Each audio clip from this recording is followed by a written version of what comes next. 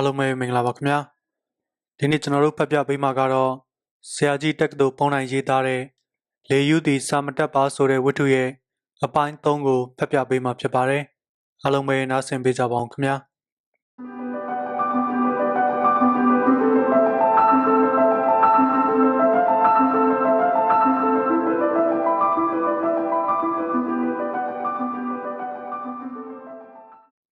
လေယူသည်စာမတက်ပါအပိုင်း3စမ်းချောင်းရေထဲတွင်လမ်းလျှောက်ရင်းကမျက်ထံကမြင့်အောင်ကိုပြုံး၍ကြည်သည်မြင့်အောင်ကလည်းပြန်ပြုံးပြရင်းကမေသည်ဘယ်နဲ့လဲမင်းသဘောကျတယ်မဟုတ်လား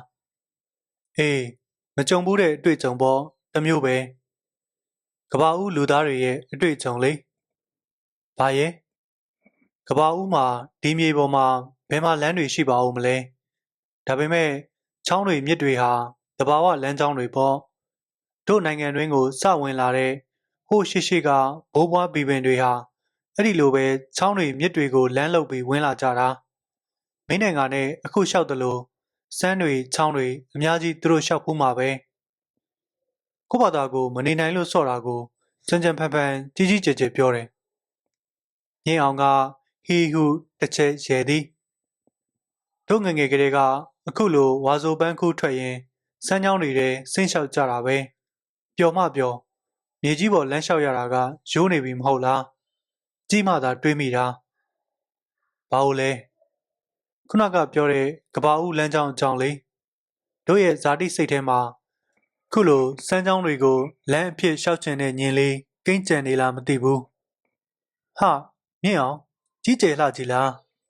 တကယ်ပြောတာပါခစ်တစ်ကြီးဆိုတာရောက်တဲ့အထိတောကြီးတောင်ကြီးတွေတဲကမြစ်ကြီးတွေကိုစွန့်စားဆန်းတက်တဲ့လူတွေရှိနေတုံးပဲအင်္ဂလိပ်ခေါ်ငါရှာပြတယ်မေ့နေတယ် explorer လားအေး explorer နေသစ်မြေသစ်တွေလူသူမရောက်ဖူးသေးတဲ့နေရာတွေကိုစွန့်စားပြီးစူးစမ်းလေ့လာတဲ့လူတွေသူတို့မှာခုနကငါပြောတဲ့ဇာတိညင်းဆိုတာရှိလို့ဖြစ်မှာပေါ့အေးအခုဆိုအာကာသထဲကိုတောင်စွန့်စားသွားပြီးစူးစမ်းလေ့လာနေကြပြီမဟုတ်လားစမ်းချောင်းထဲလမ်းလျှောက်လျှောက်အာကာသထဲလမ်းလျှောက်လျှောက်အခြေခံဇာတိညင်ကအတူတူပဲထင်တယ်မျက်ထံကရဲသည်ရဲသာရဲရသည်မြင်အောင်၏စကား၌အမှန်တရားပါသည်ဟုထင်သည်အစကစမ်းချောင်းရေတွင်ဆင်း၍လမ်းလျှောက်ရမည်ကိုစိတ်တွင်း၌တမျိုးကြီးတို့ရာတွင်ဝါဆိုပန်းခိုးသူအများကစမ်းချောင်းရေတွင်တပျော်တပါးရှောက်နေကြသည်ကိုတွေ့ရသည်ညင်အောင်ကလည်းတိုက်တွန်းသည်ထို့ကြောင့်အပြန်ခရီးတွင်ဆင်းလျှောက်ကြည်သည်အတွေ့အကြုံသည့်ဖြစ်၍ထူသောကြောင့်လောမသိစိတ်တွင်း၌နှစ်သက်လာသည်ညင်ဒီလန်းတိုင်းဆိုလျင်ရှည်သောခရီးမှာစမ်းချောင်းအတိုင်းလိုက်တော့တိုးသွားသည်လည်းရှိသည်အတက်ဆင်းတွေပြေးပြီးမပင်ပန်းကြောင်းလည်းတတိပြုမိသည်စမ်းချောင်းပေါ်၌မိုးနေသောတရိပ်ချုံရိပ်ခြေနှင့်ထိနေသောရေတို့ကြောင့်အေးမြခြင်းကမိုးမရွာသောဝါဆိုနေ၏နေပူတံကိုတက်တာစေသည်ထို့ထက်ဟိုအကွေ့မှာဘာတွေ့မြည်နည်းဟိုချုံဟိုကိုင်းတွေကိုလွန်သွားလျင်ဘာများဘွားဘွားပေါ်လာမည်နည်းအဲ့ဒီခံစားချက်များကလည်းရင်ခုန်ပွဲကောင်းသည်အင်္ဂလိပ်စကားတစ်လုံးကလည်းရှားပြားတွင်ပေါ်လာပြန်၏ပရီမက်တစ်အားဆိုသည်ကရှေးမူလအစအရိုင်းပဂတိဒီအဓိပ္ပာယ်တွင်ရှိသည်arch ဆိုသည်ကစိတ်စောတိုက်တွန်းခြင်းစီလျော်အောင်ဆိုသောအရိုင်းစိတ်ပုထုဇဉ်တွေမှာပဂတိမူလအရိုင်းစိတ်ဟာအမြင့်မကုန်သေးဘူးအခွင့်ရရင်တိုးထွက်ချင်လာတယ်စိတ်ပညာရှင်ကြီး Freud ကတော့အဲ့ဒီအရိုင်းစိတ်ကို it လို့အမည်ပေးထားတယ်ဖေဖေစကားများမိမိမှတ်ထားသောဖေဖေစကားများမြင့်အောင်ကကြီးကြီးကျယ်ကျယ်ဇာတိစိတ်ဟုခေါ်သွားသည် instinct ကိုပြောလိုက်ဟန်တူသည်သူလည်းဘယ်စာအုပ်မှတွေ့ပြီးမှတ်ထားသည် instinct ဆိုသည်ကဗီဇအလိုက်ရှိသောမွေးရပါစိတ်စေတနာတိုက်တွန်းစိတ်ဆော်မှု primitive အားတို့ instinct တို့ကအရိုင်းပဂတိစိတ်တတိတို့ပညာတို့နှင့်ဆန့်ကျင်ဘက်မြတ်စွာဘုရားမိမိမှလည်းအရိုင်းပဂတိစိတ်တွေကျမ်းနေပါသေးတကားအရိုင်းပဂတိစိတ်လေးစိတ်စောတိုက်တွန်းမှုလေးကိုလောက်ရမည်ကိုတာယာနေပါတကားမျက်ထံတွေးကောင်းနေခိုက်စမ်းချောင်းတွင်၌ မိမိတို့နေသူရှောက်လာသူကလေးလူကြီးတွေကကုန်းပေါ်ပြန်တက်ကုန်ကြသည်မြင့်အောင်ကလည်းဆို၏တို့လည်းတက်ကြစို့ဘာဖြစ်လို့လဲဒီစမ်းချောင်းကမျိုးရဲထိပေါက်တယ်ဆိုအေးလေဒါဖြင့်ဆက်လျှောက်ကြမယ်မင်းတို့ရက်ွက်နာထိငါလိုက်ပို့မယ်မရဘူးဘာဖြစ်လို့ကဘာဦးမဟုတ်ဘူးဘာရဲ့ဥတိမ်မင်းကြီးရှိနေတယ်ဘာဒီစမ်းချောင်းကဥတိမ်မင်းခြံမြေတဲကဖြတ်စီတယ်သူကချောင်းကိုဖြတ်ပြီးတန်ဝင်းခတ်ထားတယ်ကြော်လို့မရဘူးဖြတ်လို့မရဘူးမင်းမိတ်ဆွေခွေးကြီးတွေကလည်းရှိသေးတယ်မျက်ထံစဉ်းစားနေခိုက်ရှေ့မှသွားသောကလေးနှစ်ယောက်ကနောက်ကျောင်းပြန်လှည့်လာကြ၏တယောက်ကဆို၏ပန်းတွေလှလိုက်တာနော်ဘာပန်းတွေလည်းမသိဘူးပုံညက်ပန်းလှတယ်နော်ဝင်းခုလိုက်ရရင်တန်ဝင်းကြီးဘလို့ကြော်မလဲပြီးတော့အထဲမှာခွေးကြီးတွေရှိတယ်မတွေ့ပါဘူးဒါပေမဲ့လူထိုင်းစာဖတ်နေတာမမြင်ဘူးလားသူကတို့ကိုတွေ့သွားရင်ခွေးကြီးတွေကိုခေါ်လိုက်မှာပေါ့သူကလည်းတိတ်ချော်တာပဲနော်အဲ့ဒါတထေးသမီးတန်းနဲ့နာမည်ကတလုံးနဲ့ကလေးနှစ်ယောက်ကညက်ထန်တို့အနီးမှဖြတ်၍ကုန်းမော်တက်သွားကြသည်ညက်ထန်ကကလေးတို့လာခဲ့ရာဘက်သို့ဆက်လျှောက်၏မြင့်အောင်ကအော်သည်ဟေ့ကောင်ဘယ်သွားမလို့လဲကြပြသွားကြည့်မလို့ဘာမင်းမဲမမတန်ဟာကြပြတစ်ပိုက်ဆိုမြင့်အောင်ကမျက်ထံကိုမျက်မှောင်ကုတ်ကြည့်သည်အခုငါလဲမမတန်ဟာကြပြတစ်ပိုက်လို့လက်ခံနေမြင့်အောင်ဟိုတခါစတွေ့ချိန်ကကြပြမဆန်တဲ့အခြေအနေကြီးမှာအခုလှတဲ့အခြေအနေကလှတဲ့မမတန်ကိုငါသွားကြည့်မလို့ခဏလေးပါငါမလိုက်ရဘူးဘာဖြစ်လို့တန့်ကမကြိုက်လို့အိမ်ပြန်တိုင်ရင်မလွယ်ဘူးဒုတ်ဖေဖေအလောက်ကဥတိမ်မင်းကြီးနဲ့ကင်းတာမဟုတ်ဘူးဥတိမ်မင်းကြီးကိုယိုသေးရတယ်ဒါဖြင့်မင်းနေခဲ့တို့ရတွင်ညက်ထန်ဆက်သွားသောအခါမြင့်အောင်လဲတွန်းဆုပ်နှင့်နောက်မှလိုက်လာသည်ဟောညက်ထန်အံ့ဩမိရပြန်ပြီခန့်ညာလှပတစ်လွင်သောစိတ်ထွဂေဟာကြီးကတစ်ပင်ပန်းပန်းတို့အလဲကုန်းမြင့်ပေါ်တွင်ပကြီးဆန်းဆန်းပင်တည်ရှိနေ၏စမ်းကြောင်းဘက်စီသို့ကုန်းသည်လှလှပပနှိမ့်လျှောဆင်းလာသည်ကုန်းဆောင်မှာကဆက်ဖြင့်ညှိဖြတ်ထားသည့်ညီညာစိမ့်တို့သောမြက်ခင်းနှင့်စမ်းကြောင်းရေပြင်ပေါ်မိုး၍ပေါက်နေသောတရုတ်စကားဖြူတန်းပင်ရှိသည်အဆုပ်အခိုင်ပွင့်နေသောပုံညက်ပင်မနှိပ်မမြင့်လေးများလည်းရှိနေသည်။အော်မြေပေါ်မှပန်းတပွင့်ကပိုးလှပဖြူစင်သည်။တန်မမတန်ညက်ခင်းပေါ်၌ခင်းထားသောရောင်စုံမျက်ဖြာရှည်လေးတစ်ခုပေါ်တွင်ထိုင်လျက်တန်ကစာအုပ်ထူတုပ်ကိုဖတ်နေသည်။ကြာစနေ၏ရွှေလျံကြီးတွေက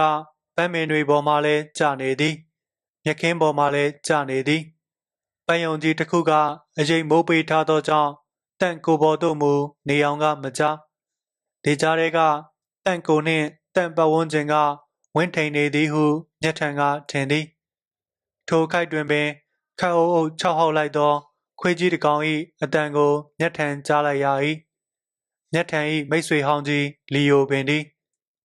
လီယိုကပန်းယုံကွယ်မှထွက်လာခြင်းဖြစ်၏အော်လီယိုအတန်နှင့်တပြိုင်နက်မျက်ထံနောက်မှမြင့်အောင်လဲစမ်းချောင်းဘေးရှိခြုံကွယ်တစ်ခု၌ဝင်းပုနေသည်မော့ပြီးလှမ်းကြည့်လိုက်သောတန့်၏မျက်နှာလေးကပထမသောအံ့အားသင့်ဟန်ပြသည်ခဏ၌မူအံ့ဩရိပ်နှင့်ရောသောအပြုံးလေးပေါ်လာသည်မျက်မှောင်ခေါ်ပြန်ပြီဒီလိုခေါ်ပြန်ပြီတန့်ကကုန်းပေါ်မှဆင်းလာပြီးစမ်းချောင်းလေး၏အဆက်မှလာရက်သည်မျက်မှောင်ဒါကဘယ်ကရောက်လာသလဲဝါဆိုပန်းခူးကပြန်လာတာဟုတ်ဘူးလေဒီနေရာကိုဘယ်လိုရောက်လာတာလဲဟိုတင်ပရီမတ်တစ်ဘာရဲ့စိတ်ကူးတွေကပေါ်လာတာပြောမိတာခြေထောက်ကခေါ်လာတာမျက်လုံးတွေကပန်းတွေတွေ့တယ်ပြုံးဆူဆူမျက်နှာထားလေးနဲ့မျက်မှောင်ကုန်းကြည့်နေပြီးမှတန့်ကရဲ၏ကြိုက်ပြီဒီဗဟေဒီအပြောလေးတွေမျက်မှောင်ချန်နဲ့ဝင်မလားဒီတန်ဝင်းထရံကိုကြောတက်ခဲ့ရမလားအိုးမဟုတ်က ဟိုးအိမ်ရှိခြံတကားပေါက်ကြီးကပြန်လှည့်ဝင်လာလေ တပတ်ကြီးနေပါစေတော့မမတန့်ကိုကျွန်တော်မမျှော်လင့်ပဲတွေးမိတာပါပြီးတော့မမတန့်စာဖတ်တာလည်းပြတ်သွားပါပြီတန့်ဤမျက်နှာလေးကတီးသွားပြီးမျက်လုံးများကမျက်ထံကိုစိုက်ကြည့်သည် မင်းမမတက်တို့အိမ်ကိုလာမလဲချင်ဘူးမဟုတ်ဘူးလား ခမညာ အခုကမမျော်လင့်မဲတွေ့တာမမတက်ကိုမမျော်လင့်မဲတွေ့တာဟုတ်လား တန့်မျက်နှာကမပြုံတော့စကားတန်မှလည်းတစုံတရာသောအရေးပါနေသည်ဟိုးအဲ့ဒီလိုမဟုတ်ပါဘူး နှုတ်ဘလို့လဲ ကျွန်တော် ပြောလေ မမတန့်နဲ့ဟိုတင်တွေ့တိတ်တွေ့ချင်ပါတယ်တန့်ဤမျက်နှာလေးပြန်ပြုံလာသည်လှပသောမျက်စောင်းတန်လည်းမျက်ထံခံလိုက်ရသည် ကဲကိုတော့ဒီနားမှာခဏရက်စောင့်ထွက်လည်းမသွားနဲ့နော် တန့်ကကုန်းဆောင်လေးပေါ်အပြေးတက်သွားပြီးပန်းယုံများနောက်၌ပျောက်ကွယ်သွားသည်စမ်းချောင်းပေခြုံတွင်းမှညင်းအောင်လဲထွက်လာသည်ကဲကိုတော့ကျွန်ုပ်လည်းလစ်တော့မယ်ဟဲ့ကောင်ဘာဖြစ်လို့လဲကလန့်မရှုပ်ချင်ဘူးဘာညင်းအောင်တို့လည်းရိုမီယိုနဲ့ဂျူလီရဲ့ဇာတ်လမ်းဖတ်ဖူးတယ်ဟာဘာဆိုင်လို့တော့မမျော်လင့်မဲ့တွေ့ကြပြီပဲလေပြီးတော့ဘာလဲ Prematish အားလစ်ပြီးဟေးဒီတော့ညင်းအောင်ကပြုံးဖြဲဖြဲနှုတ်ဆက်ပြီးဂုံးမော်တက်၍ခြုံတွေကြားပျောက်ကွယ်သွားသည်ပန်းယုံကြီးဘေးမှမိမိကိုစောင့်ကြည့်နေသောလီယိုကြီးအားမျက်ထံသတိပြုမိ၏တန့်ပြန်ပေါ်လာ၍ကုန်းဆောင်မှဆင်းလာသောအခါလီယိုကြီးကနောက်မှလိုက်လာသည်တန့်ကလီယိုကိုသတိပေး၏ easy leo easy friend my friend တန့်လက်တွင်းမှကတော်တွဲပါလာသည်လီယိုကသဘောကောင်းမနှောကောင်းဟန်ဖြင့်အမိနှံ့ပြနေခိုက်တန့်ကမလွယ်ပေါက်တစ်ခုကိုဖွင့်ပေးသောကြောင့်မျက်ထံလဲခြံတွင်းသို့ဝင်လိုက်သည်တန့်နှင့်မျက်ထံတို့ကရောင်စုံမျက်ဖြာလေးပေါ်အတူထိုင်ကြသောအခါလီယိုကပန်းယုံပေးသူ့နေရာတွင်အေးဆေးဆေးတွားဝတ်နေသည် တော်တော်နှံ့ခဲ့လား တောင်ဝိုင်းပေါ်မမတန့် အုံးသုံးမင်အထိရောက်ခဲ့လား ရောက်ခဲ့တာပေါ့အဲ့ဒီထိတ်အထိတက်ကြည့်ချင်တာနဲ့သွားတာ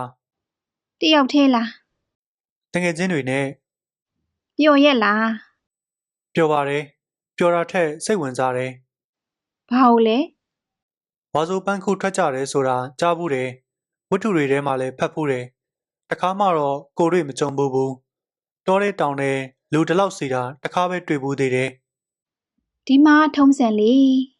မော်လမြိုင်မြို့ပေါ်တွေမကဘူးမူတုံးတို့တန်ဖြူစရက်တို့ကပါလာပြီးတောင်ဝိုင်းပေါ်တက်ကြတာပဲ ဒါကြောင့်လူများတာကိုနော်တောင်အောက်ကမော့ကြည့်တော့တောင်ပေါ်ကလမ်းချင်းလေးတွေပေါ်မှာလူတွေကပရွက်စိတ်လေးတွေလိုပဲဒါပေမဲ့ရောင်စုံပရွက်စိတ်တန်းလှတယ်တောင်ထိပ်ကငုံကြည့်တော့လေအောက်ကတောတွေခြုံတွေလမ်းတွေချောင်းတွေထဲမှာရောင်စုံပရွက်စိတ်လေးတွေလိုပဲ မင်းချောင်းနေလေဆင်းလျှောက်ခဲ့ပြီးပြီပေါ့ ဟုတ်ကဲ့ဒါကြောင့်မို့ ပြောလေဘာဖြစ်လို့ရက်ထားရသလဲ ဟိုတင်ဒါကြောင့်မို့မမတန့်ကိုကျွန်တော်တွေ့တာ မမျော်လင့်မဲတွေ့တာဟုတ်လား မျက်ထံကမဖြေ မင်းဘာဖြစ်လို့မမတက်တို့စီလာမလဲတလဲမျက်မှောင် ဘာမှမဖြစ်ပါဘူးမမတန့်ဟိုတင်လေလာလေလို့ကောင်းပါမလား ဘလို့ မမတန့်ကြိုက်ပါမလား ဘာဖြစ်လို့ မသိဘူးတန့်ကတွေလေးစိုက်ကြည့်နေသည်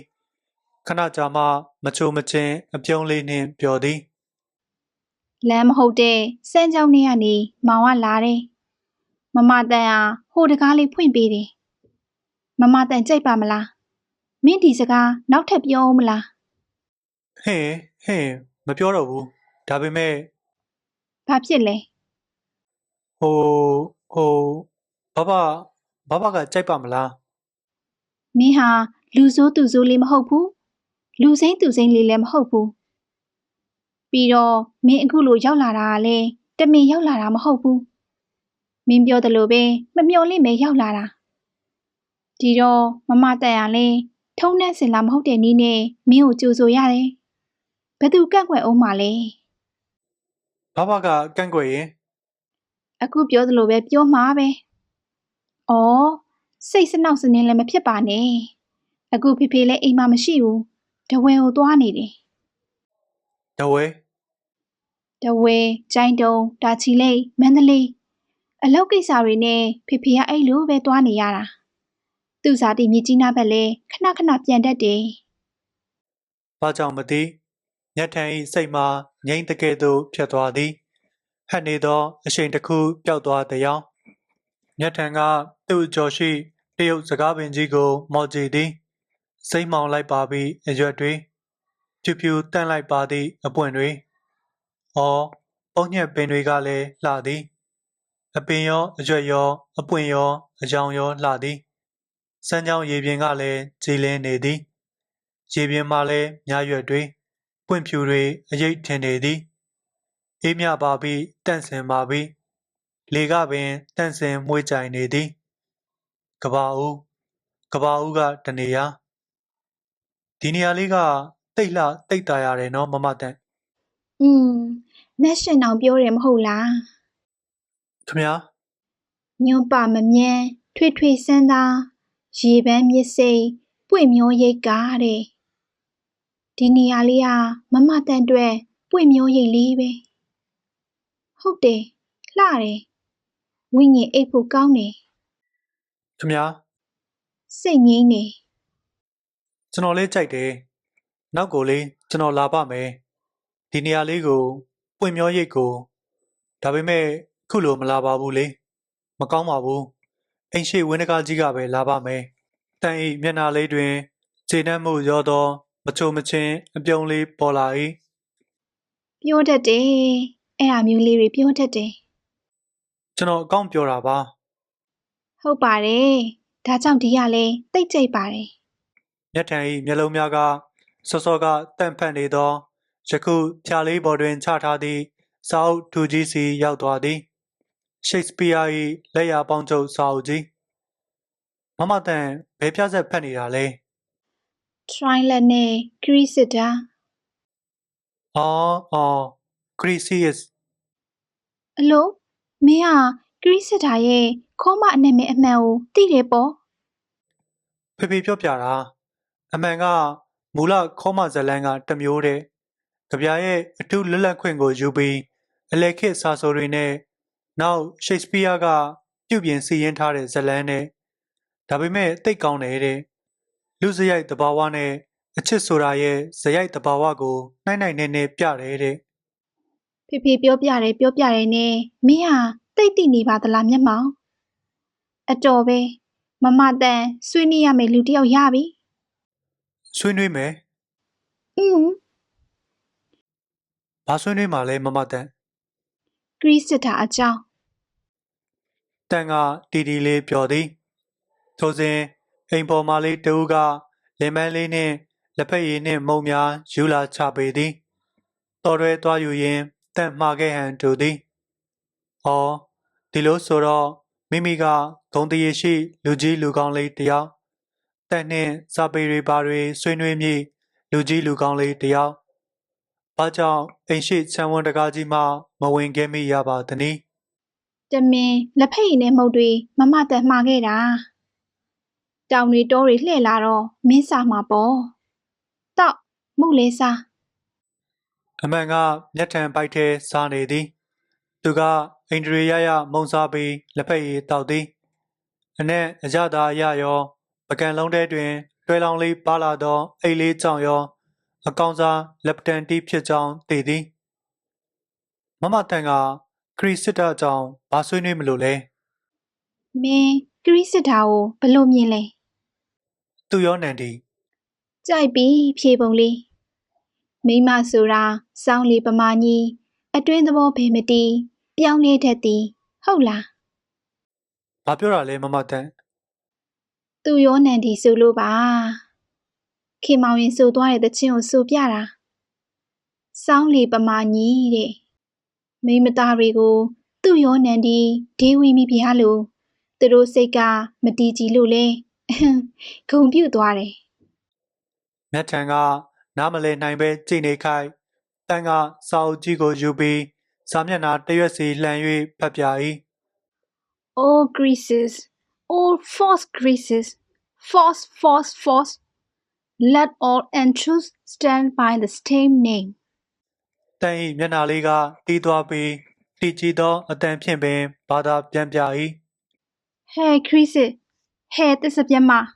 Greases တစ်စပြက်တစ်စပြက်တစ်စပြက်ဟောဒီလောကကမူတာဝါဒအာရမမှန်သမျှစွန့်ထစ်ညဉ့်ညမ်းတဲ့မင်းနာမည်ကိုထာဝရဝင်းရန်စောက်ရှောက်ပါစေတော့တဲ့ Triless ဆိုတဲ့ချစ်သူကြီးရဲ့ကျိန်စာလေးခင်မောင်ရင်ထက်သားတဲ့ထင်နေ မျက်ထံကအန်အောစိတ်ကိုနှိမ်ပြီးအငြင်သာဆုံးလေတံလေးနှင့်မေး၏မမတန်ကဘာလို့အဲ့ဒါတွေကျွန်တော်ကိုပြောပြနေတာလဲ တို့ဆွေးနွေးကြတာလေ အော် တစ္ဆာမဲတဲ့မိမအကြောင်းကိုပြောရင်ဒုစီမှာသူရောနန်းဒီသူတို့စီမှာခရစ်စစ်တာဟုတ်ပြီလား မျက်ထံကခေါင်းငိမ်ပြ၏ အော်ခေါ်မနာမည်တည်တဲ့မျက်မှောင်ကိုမေးရအောင်မယ်ခရစ်စစ်တာသို့မဟုတ်မင်းပြောတဲ့ Greasy is အတိတ်ပေကဘလို့လဲ ရွှေရောင်ရွှေအစင်းဟိုတင်ဝနပပါပေါ့တန်ကပြုံး၍သူ့ကိုကြည့်သည်မမတန်ကဘာလို့ပြုံးရတာလဲ ပြောပြီးပြီမင်းဖြေပုံလေးတွေကိုကြိုက်လို့ ဘာပြန်ပြောရမှန်းမသိတော့မျက်ထံကငိမ့်လျက်နေသည် ဝနပပါဆိုတော့လှတာပေါ့နော်မျက်မှောင် ဟုတ်ကဲ့လှမယ် တိတ်လှတဲ့မိန်းမသားတွေဟာတခါတရံဒီလောကမှာတိတ်ကန်ဆိုးတတ်တယ် ဟိုးဘာဖြစ်လို့ ခရစ်စစ်တာကိုကြည့်လေတိတ်လှတယ်ဒါပေမဲ့ तू ကတန်မန်ပြည်သူတွေကတန်မန်မိန်းကလေး Triless က try တို့မဟုတ် Alien ပြည့်ရှင်မင်းကြီးရဲ့သားအချိန်ကခေါမတွေ try မျိုးကိုတိုက်နေတဲ့ Trojan စစ်ပွဲဖြစ်နေတဲ့အချိန်ဟုတ်တယ်နော် ဟုတ်ပါတယ် လူကျော်မင်းသားလေး Triless ကို ခရစ်စစ်တာကစိတ်အတွင်းကကြိတ်ပြီးချစ်နေတယ်ဒါပေမဲ့သူ့အချစ်ကိုဟန်ဆောင်ဖုံးကွယ်ထားတယ်ဟန်မဆောင်နိုင်တော့မှချစ်လွန်းလှပါတယ်ဆိုတဲ့ Triless ကိုပုံအပ်ပြီးချစ်တုပ်ပြန်ခဲ့တယ်မှန်တယ်နော် မှန်ပါတယ် စစ်ပွဲအတွင်းမှာအီလီယန်ဘီရင်ရဲ့တာတူဖြစ်တဲ့မင်းသားအင်တီနာကိုခေါမရီကဖမ်းသွားတယ်။သုံးပတ်မင်းသားအင်တီနာနဲ့ဂရိစစ်တာကိုလဲလှယ်ဖို့ခေါမရီကအဆိုပြုတယ် ခရစ်စစ်တာရဲ့အဖေခက်ကစ်ကခေါမဘတ်သားခေါမရီဘက်မှာသူကအကြံပြုတာ ။ဟုတ်ပါတယ်။ဒါပေမဲ့ဂရိစစ်တာက try ဘက်က try ကိုတစ္ဆာမဖောက်ဘူး။ try လက်နဲ့လည်းမခွဲနိုင်ဘူး။ဒါပေမဲ့ Triless ဘာလုပ်ခဲ့တယ်လဲ မျက်ထံကမဖြေ ခမဲတော်နောင်တော်တွေကိုသဘောတူပြီးအင်တီနာနဲ့ဂရိစစ်တာကိုလဲခဲ့တယ်။ရင်နာနာနဲ့ပဲဆိုပါတော့။ခေါ်မသူရဲကောင်းဒိုင်ယာမီဒီစ်လက်ထဲ Triless ကိုတိုင်းမဲ့အပ်ခဲ့တာ။ခွဲခွာကန်ဒီချစ်ရသူကြီး Triless ကဂရိစစ်တာကိုလွမ်းအောင်တော့မှားလိုက်ပါရဲ့။သူ့အပေါ်မှာတစ္ဆာစောင့်ပါတဲ့ မျက်ထံကငြိမ်၍သာနေ၏ ဂရိစစ်တာကခေါ်မတွေလက်ထဲရောက်သွားရတယ်။ခေါ်မသူရဲကောင်းတွေဆိုတာကသူ့အလှကိုဝိုင်းကိုးကွယ်ကြတယ်။ဒိုင်ယာမီဒီစ်ကတော့ဂရိစစ်တာနဲ့အရင်နှီးဆုံးအနီးဆက်ဆုံးဂရိစစ်တာကနောက်ဆုံးမှာဒိုင်ယာမီဒီစ်နဲ့ကြိုက်သွားတယ်။အဲ့မှာ Triless ကဂရိစစ်တာကိုတစ်စပြက်မကြီးလို့ခေါ်တော့တာပဲ။တရားသလား မျက်ထံအနှဲငယ်လှုပ်ရှားသွားပြီးမရေတရေလေးပြော၏ကျွန်တော်သိတာကိုပြောရမလား ပြောပါရှင်ပြောပါ ဖေဖေကရှင်းပြပူတယ် လာပြန်ပြီဒီဖေဖေ နှုတ်ဒီလောက်ကြီးကျယ်တာတွေကျွန်တော်ဘာသာကျွန်တော်ဘယ်လိုလုပ်သိနိုင်မှာလဲ ကဲပါရှင်ပြောပါ ဖေဖေကပြောတယ်ရှိတ်စပီးယားဟာဂုံမြောက်တဲ့အချစ်ဖွဲ့ပြဆက်ကြီး၃ခုရေးခဲ့တယ်တဲ့တစ်ခုကတော့ရိုမီယိုနဲ့ဂျူလီယက်အဲ့ဒီပြဆက်ကိုတော့လူတော်တော်များများသိကြပြီးဆွဲလဲဆွဲကြတဲ့နောက်တစ်ခုကတော့အန်တိုနီနဲ့ကလီယာပတ်ထရာနောက်တစ်ခုကတော့ အခုကျွန်တော်တို့ပြောနေကြတဲ့ Triless နဲ့ Cressida အချစ်ဆိုပေမဲ့အချစ်ချင်းမတူဘူးတဲ့အချစ်ရဲ့သဘောတဘာဝတွေကစမ်းကြယ်နှိုင်နေတယ်တဲ့မြန်မာစာဆိုကြီးဥပုံညာလဲဒါကိုသိတယ်တဲ့သူသိမြင်ပုံကိုသူ့ပြဿနာနှစ်ပုတ်နဲ့ဝတ္ထုတစ်ပုတ်မှာတွေ့နိုင်တယ်တဲ့စတဲ့စင်မင်းဝတ္ထုကစတဲ့စင်မင်းနဲ့မဟာတုပ္ပဒါတို့ဆူလတုပ္ပဒါတို့ရဲ့အချစ်ကတစ်မျိုးဝိဇယပြဿကဝိဇယမင်းသားနဲ့မေကုဝန်တို့ရဲ့အချစ်ကတစ်မျိုးရေသည်ပြဿက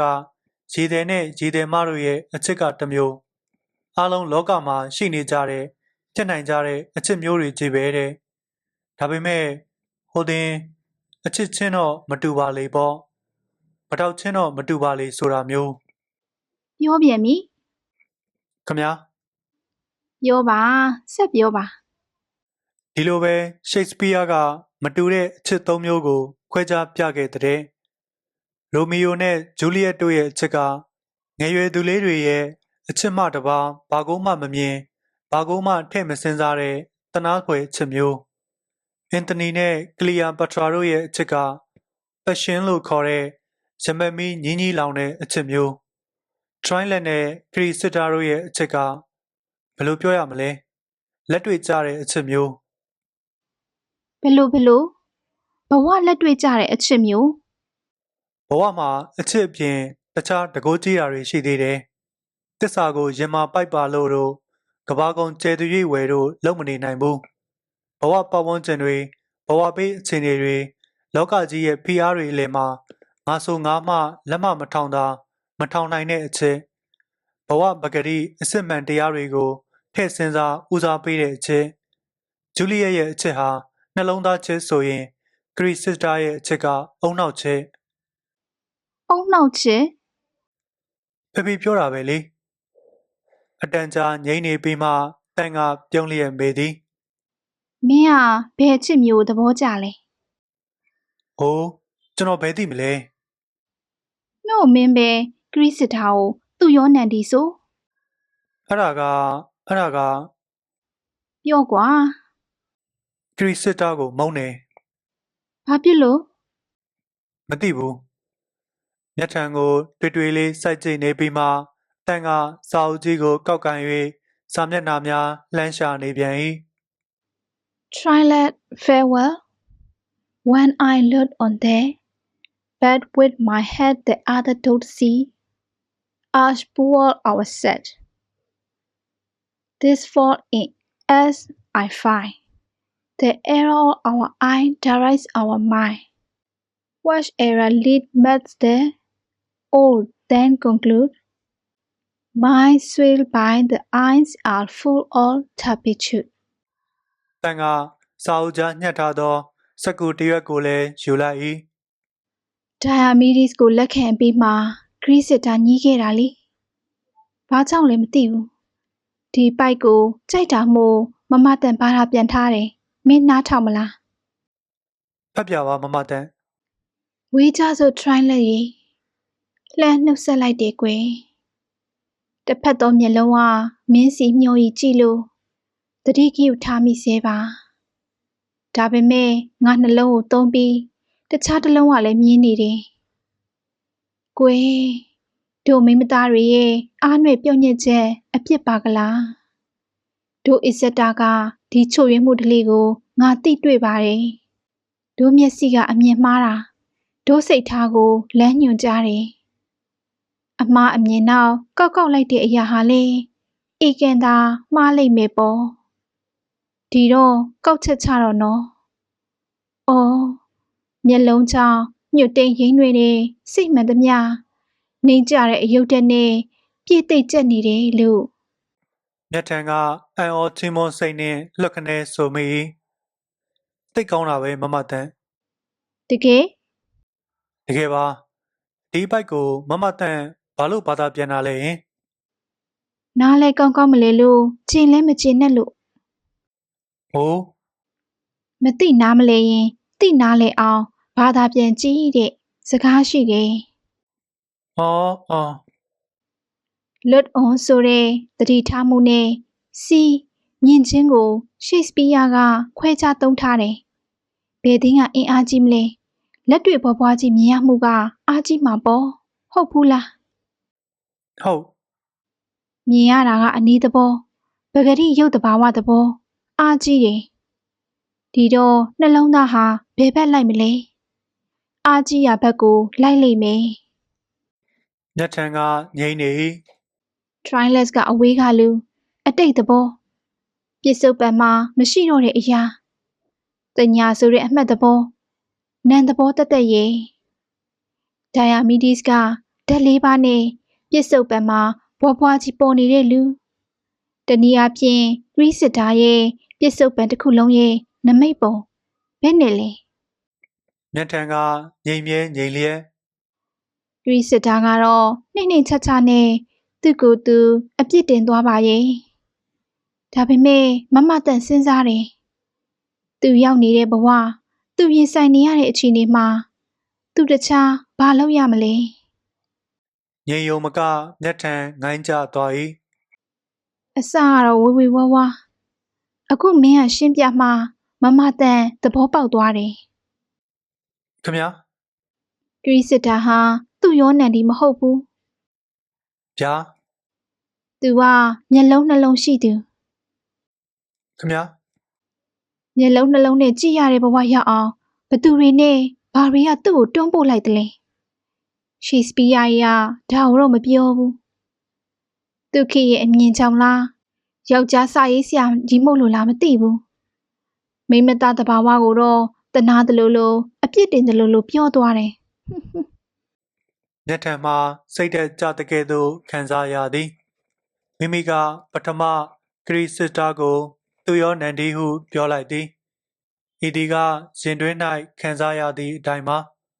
ပြီးတော့မှလူတက်ကြီးလုပ်ပြီးဖေဖေပြောပြခဲ့သည့်အချစ်၏သဘောတဘာဝနှင့်အမျိုးအစားတွေကိုရှောက်ပြောပြသည်မိမိစကားတွေကရှေ့နောက်ညီပါ၏လော ဟေးမျက်မှောင်ဘာငိုင်နေတာလဲ ဟိုတင်ကိုရဲချင်လို့ ဘာကြောင့်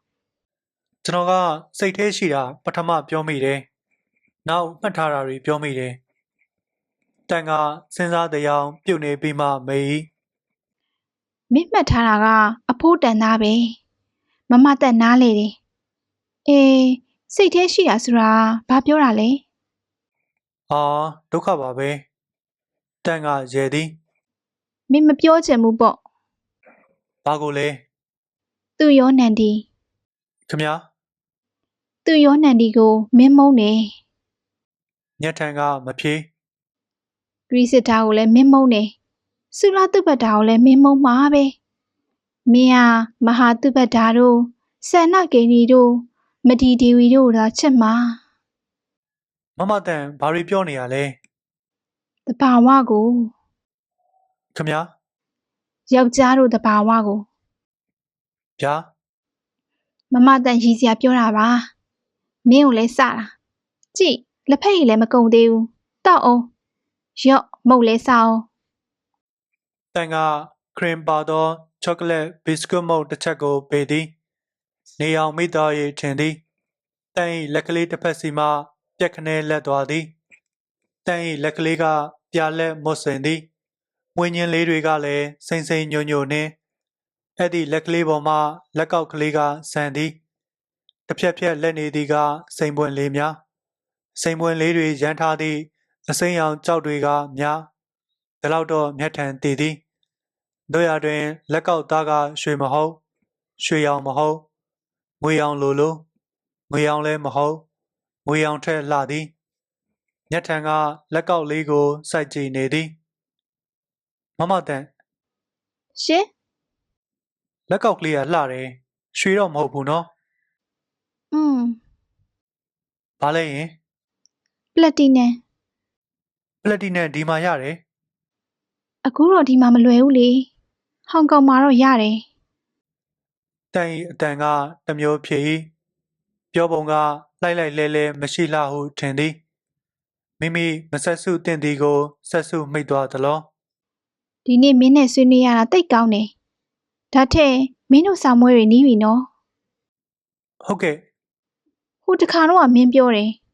ဒုတိယနှစ်အောင်ရင်ဘယ်ဘက်လိုက်ရမယ်လို့မင်းမဆုံးဖြတ်ရသေးဘူးတဲ့ မသိဘူးလို့ပြောတာ ကိုတော့စကားမကက်နဲ့လေအထိပ္ပယ်တူတူပေါ့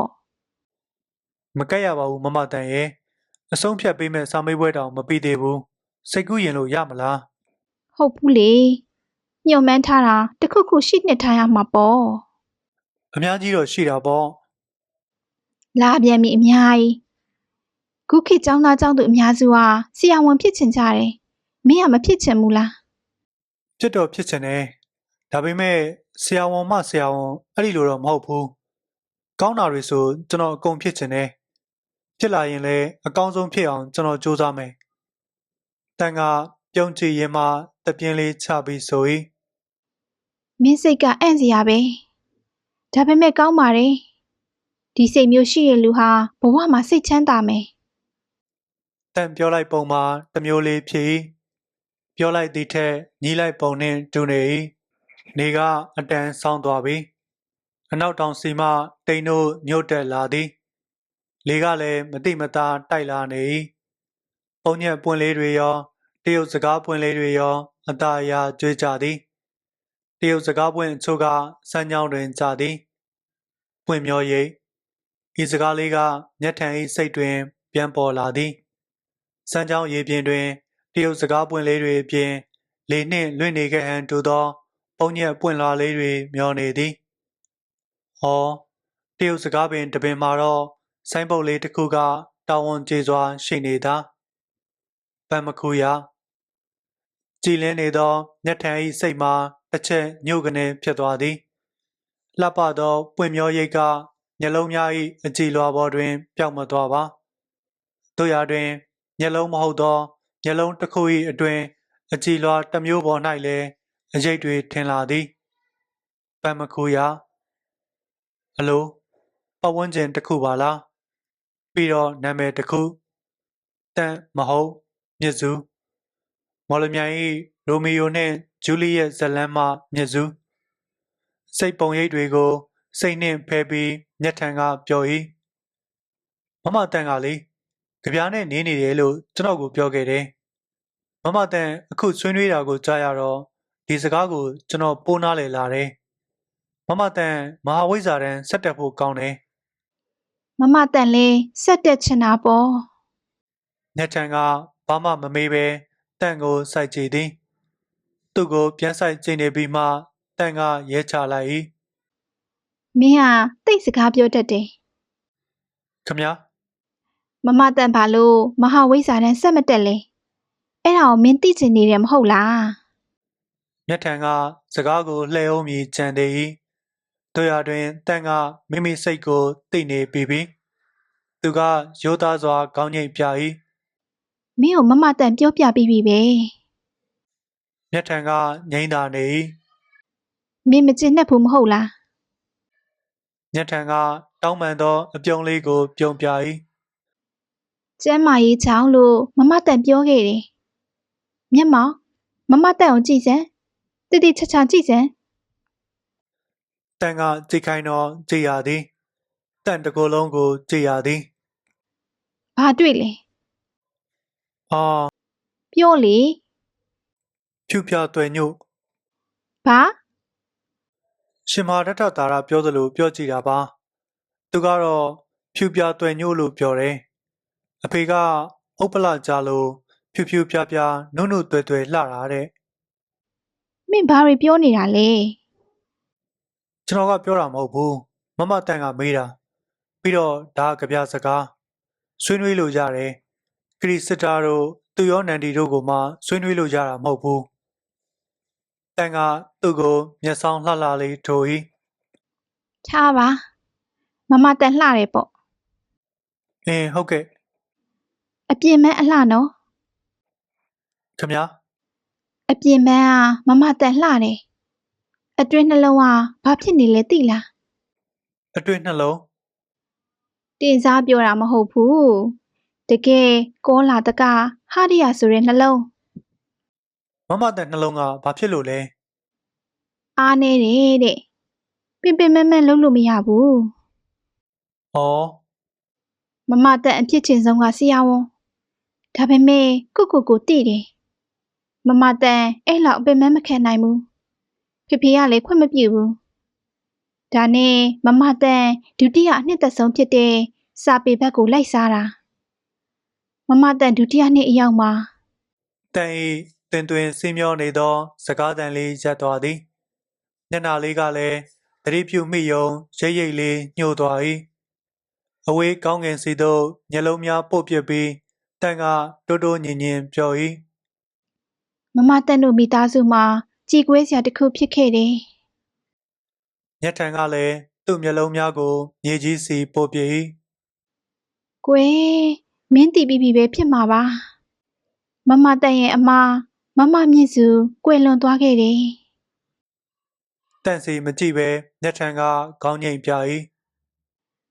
နှလုံးရောဂါပဲဆိုကြပါစို့အဲ့ဒီတင်ဖေဖေကမမတန်ကိုလည်းကြောင်းထွက်ခိုင်းနေသူ့မှာမမတန်တယောက်ပဲကြံ့တော့တယ်မဟုတ်လားမမတန်ငိုရီပြီးဘွဲလေးပြအောင်တင်ရဖို့မနှဲတောင်းမှန်ရတယ်မဟာဝိဇ္ဇာတန်းတော့မတက်ရတော့ဘူးဖေဖေအမြင်အရမလိုဘူးသူ့မျက်စိအောက်မှာပဲတက်တက်တာတာချမ်းချမ်းတာတာထားတယ်သူ့မျက်စိအောက်မှာဆိုရင်မမတန်စိတ်ချမ်းသာတာလို့ခွင့်ပြုတယ်ကြပြာစာပေဆက်လိုက်စားတာတော့ခွင့်ပြုတယ်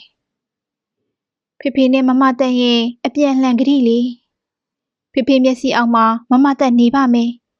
ဒါပေမဲ့ဝါသနာပါတာလေးတွေကိုတော့လုပ်ပြရစီပေါ့ပြီးတော့တန်ကတမျိုးသောအပြုံးလေးကိုပြုံ၏ဖေဖေကကြပြသမားစသမားကိုစိတ်အားပြော့ညံ့သူလို့ယူဆတယ်မမမြင့်စုကစိတ်ထက်တယ်ဘူမိဗေဒအထက်ကယူခဲ့တယ်ကြပြရဲ့စိတ်ကူးလောကထဲမှာပျော့ပျော့အေးအေးလေးနေတဲ့မမတန်ကိုသူစိတ်ချတယ်ထင်တယ်စိတ်ချတယ်စကားအထိပ္ပယ်တွေတိတ်ထက်မနိုင်ပါနဲ့တော့မျက်မှောင်တော်ပြီတန်ကတော်ပြီဆိုတော့သူတော်လိုက်ရသည်ဤမျှသိရသဖြင့်လဲတော်ပြီတော်လောက်ပြီတောင်စီကမိုးတိမ်တွေပိုးတက်လာသည်လေးကလည်းတိတိတသားပြင်လာသည်ပန်းပွင့်တွေကလည်းပိုးကြွေလာကြသည်တရုတ်စကားပွင့်တွေကစမ်းချောင်းရေပြင်ပေါ်ဓာတ်ရိုက်ခုန်ဆင်းကြသည်ပုံညက်ပွင့်လေးတွေကမြေသို့ပထမကျသည်ထို့နောက်လေကတပြက်စီးလဲတော့စမ်းချောင်းစီလွင့်ပါကြသည်ရေပြင်မှာတော့အတူတကွစိတ်လိုနှင့်ဆန့်ကျင်ပြီးမျက်ထံကခွင်တောင်းသည်မမတန်နဲ့ဒီနေ့စကားပြောရတာတိတ်ကောင်းတာပဲဒါပေမဲ့နေဆောင်သွားပြီတနေ့လုံးသဘောကောင်းခဲ့တဲ့မိုးကလည်းရွာတော့မယ်ထင်တယ်ကျွန်တော်ပြန်အောင်မယ်မမတန်ဟုတ်ပါရဲ့မင်းလာလန်းကပဲပြန်မလားကျွန်တော်ချမ်းရှိတကားကြီးကပဲပြန်ပါမယ်တန်ကသူ့ကိုတိုက်ကြည့်ချန်တကားဝါထိလိုက်ပေါ်၏ရှောက်ရသည့်ခရီးကတိုသည်တို့ရတွင်ခံစားလိုက်ရမှုကမဆုံးမိမိဘေးမှာကတန်မမတန်ဥပ္ပလကြာနှင့်ဖြူပြတွယ်ညို့သည့်မမတန်မင်းနောက်လေလာလေပါမယ်လို့ဂရိပေးထားပြီးပြီနော်ဟုတ်ကဲ့ဒီတကားကြီးရပဲပေါ့ပွင့်မျောရိတ်ကိုလည်းမင်းကြိုက်တယ်ပေါ့ကြိုက်တယ်တိတ်ကြိုက်တယ်ဂရိစစ်တာတော့မင်းမကြိုက်ဘူးခမညာတန်ကရဲသည်သူရောနန်ဒီလို့မင်းခေါ်တဲ့ဂရိစစ်တာအကြောင်းကိုဆွေးနွေးတာမင်းမကြိုက်ပါဘူးကောင်းပြီနောက်တစ်ခါဂျူလီရဲ့အကြောင်းဆွေးနွေးမယ်ဘယ်နဲ့လဲဟဲ့သူ့အကြောင်းလည်းမဆွေးနွေးချင်ဘူးဘာဖြစ်လို့မသိဘူးပြုံးချိုချိုစိုက်ကြည့်နေရမှတန်ကလိုက်လိုက်လဲလဲလေးရဲ၏ကောင်းပါပြီရဲ့ရှင်နောက်ကိုပွင့်မျောရိတ်မှာဒိုပန်းတွေတောတောင်ရေမြေတွေကျယ်တွေလှတွေရှင်ဥဒ္ဓမကျော်တို့နတ်ရှင်နောင်တို့ဝါတက်တို့ရှယ်လီတို့အကြောင်းတွေဆွေးနွေးမယ်ဟုတ်လားသူကခေါင်းငိမ့်ပြပြီးတန်ကိုနှုတ်ဆက်၍မြေနီလန်းအတိုင်းရှောက်ပြန်ခဲ့သည်တောင်ဘက်သို့မျက်နှာမူလျက်ရှောက်လာသည်ဖြစ်သောကြောင့်ကောင်းကင်မှဆင်းတက်လာသောတိမ်တို့ကိုမြင်သည်ဟောဒီလိုဘယ်ညာပတ်ချုပ်ရွာစရုပ်နှင့်မှိုင်းအုပ်လှဲ့ကာရှိနေပါသောကောင်းကင်မှတိမ်တွေထဲတွင် နက်ရှင်နောင်ကမမျှပန်းခြင်းမွေးတုကင်းကိုမြင်ခဲ့ရသည်ဆို၏အဲ့ဒီမွေးတုကင်းကဘာလဲဟုနှောင်းလူတို့အငင်းပွားဝိဝါဒကွဲကြသည်မိမိကလူတက်ကြီးလုပ်ပြီးဘာပဲဟုမပြောလိုပါမပြောဝံ့ပါဟိုဒါပေမဲ့အစင်တက်လာနေသောတိမ်တွေထဲမှာမိမိကလည်းမိမိ၏မွေးတုကင်းကိုမြင်နေရပါကလားသူလိုက်လာသည်သူပါလာသည်တိမ်ထဲမှာရောမျက်လုံးထဲမှာရောရှင်ထဲမှာရောဟိုနားထဲမှာပါမြတ်စွာဘုရားသူမသူပါညင်းပွားစရာမရှိပါ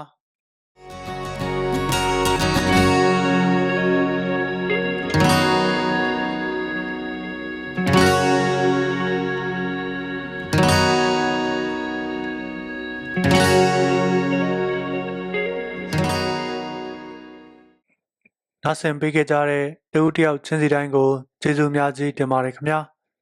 နောက်လာမယ့်အပိုင်း၄ကိုလည်းစောင့်မျှော်နားဆင်ပေးကြပါအောင်ခင်ဗျာ